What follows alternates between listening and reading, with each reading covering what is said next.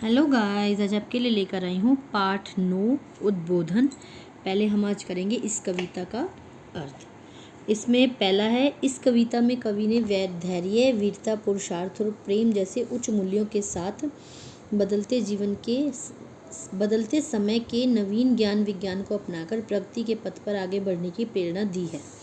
अब हम करते हैं इसकी जो कविता है उसका अर्थ। संसार की समरस्थली में धीरता धारण करो, चलते हुए निज इष्ट पथ पर संकटों से मत डरो।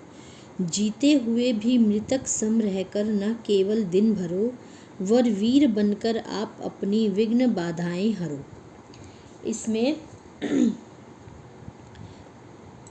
इस कविता के अंदर यह कवि यह कहना चाहता है कि यह संसार एक समरस्थली है।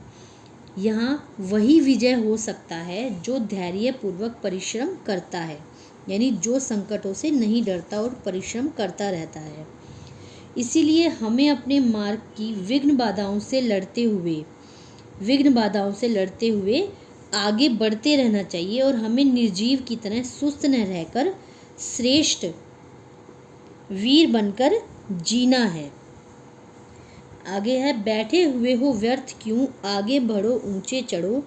है भाग्य की क्या भावना, अब पाठ पौरुष का पढ़ो। है सामने का ग्रास भी मुख में स्वयं जाता नहीं, हाँ उद्यम का तुम्हें तो कभी भी आता नहीं। इसमें कवि कहता है कि हमें बैठे हुए व्यर्थ क्यों, बेकार बैठकर हमें समय नष्ट नहीं करना चाहिए। आगे बढ़ो ऊंचे बढ़ो। है भाग्य की क्या भावना, मतलब परिश्रम के बिना हम कभी भी आगे नहीं बढ़ सकते, ऊंचे पथ पर नहीं चल सकते। अब पाठ पौरुष का पढ़ो। है सामने का ग्रास भी मुख में स्वयं जाता नहीं। कहने का मतलब ये है कि परिश्रम के द्वारा अगर हम परिश्रम नहीं करेंगे तो हमारे सामने अगर खाना भी रखा होगा तो वो हमारे मुख में अपने आप नहीं जाता। इसलिए परिश्रम करते हुए हमें सुख सुविधाओं का उपभोग करना चाहिए और मेहनत से कुछ भी हासिल किया जा सकता है। अगला है, रखो परस्पर मेल मन से, छोड़कर अविवेकता। मन का मिलन ही मिलन है, होती उसी से एकता। तन मात्र के ही मेल से मन भला मिलता कहीं, है बाह्य बातों से कभी अंतःकरण खिलता नहीं। इसमें राष्ट्र कवि मैथिली शरण गुप्ता जी क्या कहते हैं कि परस्पर मेल से ही एकता का विकास होता है। सिर्फ बाहरी एकता ही नहीं, हमें बल्कि आंतरिक एकता से भी मतलब हमें बाहरी एकता ही नहीं, हमारे अंदर आंतरिक एकता भी होनी चाहिए। केवल बाहरी और दिखावे की दोस्ती से हमें कुछ भी हासिल नहीं होता। अगला है, जड़ दीप तो देकर हमें आलोक जलता आप है, पर एक हमसे दूसरे को दे रहा संताप है। क्या हम जड़ों से भी जगत में हैं, गए बीते नहीं। हे भाइयों इस भांति तो तुम थे कभी जीते नहीं। इसमें कवि कहना चाहता है कि देखो, निर्जीव दीपक स्वयं जलकर भी दूसरे को प्रकाश प्रदान करता है। मतलब जड़ का मतलब होता है निर्जीव दीपक हमें आलोक जलता यानी अपने आप को जलाकर हमें प्रकाश प्रदान करता है, और हम मनुष्य होकर दूसरे को दुख और संताप देते हैं। हमसे दूसरे को दे रहा संताप, मतलब हम मनुष्य एक दूसरे को दुख और संताप देते हैं। क्या हम जड़ों से भी जगत हैं? क्या हम उस निर्जीव दीपक के से भी गए गुजरे हैं कि मनुष्य को एक दूसरे की मदद भी नहीं कर सकते? इसलिए हमें हे भाइयों इस भांति तो तुम भी थे कभी जीते नहीं। इसमें कवि कह रहा है कि इस प्रकार तो हम कभी भी जीते नहीं थे, अर्थात हमें दूसरे मनुष्यों की मदद करनी चाहिए, हम कभी भी ऐसे नहीं थे। उस समय को देखकर ही नित्य चलना चाहिए, बदलते हवा जब जिस तरह हमको बदलना चाहिए। विपरीत विश्व प्रवाह के निज नाव जा सकती नहीं, अब पूर्व की बातें सभी प्रस्ताव पा सकती नहीं। इस पैरा में कवि कहता है कि हमको समय के अनुसार ही नित्य चलना चाहिए।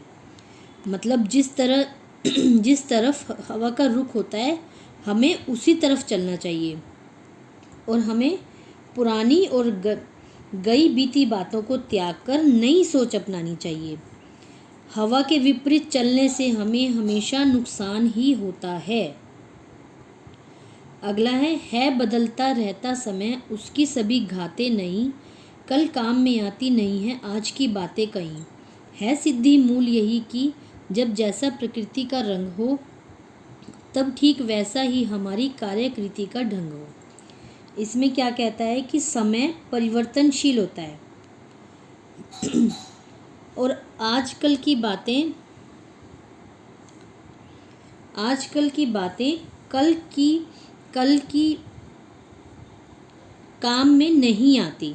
मतलब जो हम पुरानी बातें हैं उसमें से कुछ लोग अपनाते हैं नई बातों को और उसमें कुछ लोग नहीं अपनाते।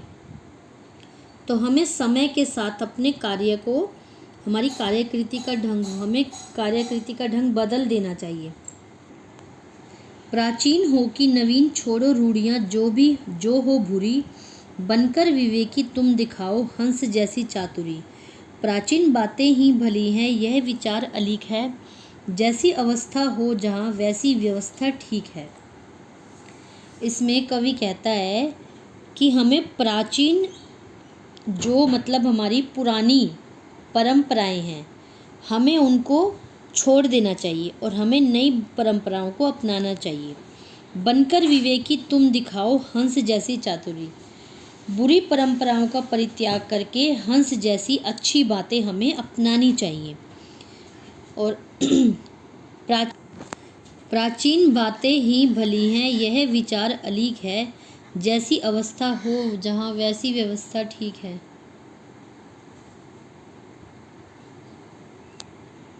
प्राचीन बातें ही भली हैं यह विचार अलीक है, जैसी अवस्था हो जहाँ वैसी व्यवस्था ठीक है। मतलब हमें समय और अवस्था के अनुसार ही काम करना चाहिए। सर्वत्र एक अपूर्व युग का हो रहा संचार है, देखो दिनों दिन बढ़ रहा विज्ञान का विस्तार है। अब तो उठो क्या पढ़ रहे हो व्यर्थ सोच विचार में, सुख दूर जीना भी कठिन है श्रम बिना संसार में। इसमें कवि कहता है कि चारों ओर एक परिवर्तन की लहर चल रही है, दिन पर दिन ज्ञान विज्ञान का विस्तार हो रहा है। यदि संसार में सुखी जीवन जीना चाहते हो तो सारे सोच विचार कर त्याग कर परिश्रम को अपनाओ। श्रम बिना संसार में मतलब परिश्रम करो। Thank you guys. अगर मेरी वीडियो अच्छी लगी तो इसे लाइक शेयर और सब्सक्राइब कर दीजिएगा। Thank you.